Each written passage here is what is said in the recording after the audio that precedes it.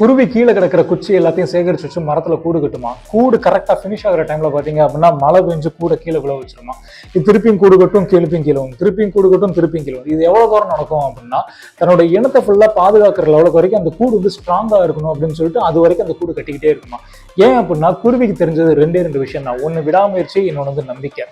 ஒரு கூடு இப்ப கட்டி முடிக்கிற டைம்ல கீழே விழுந்துருச்சு அப்படின்னா கண்டிப்பா நம்மளால இன்னொரு தடவை முயற்சி பண்ணணும் அப்படின்ட்டு முயற்சி பண்ணிக்கிட்டே இருக்குமா குருவி. இதான் விடாமுயற்சி.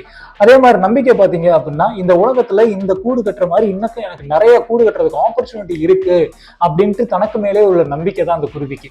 மனுஷன் மட்டும்தான் 6 தடவை தோத்துட்டான் அப்படின்னா 7வதும் கண்டிப்பா தோத்துதான் போவோம் அப்படிங்கிற விடாமுயற்சியை விட்டுறது, முயற்சி பண்ணாமே இருக்கிறது.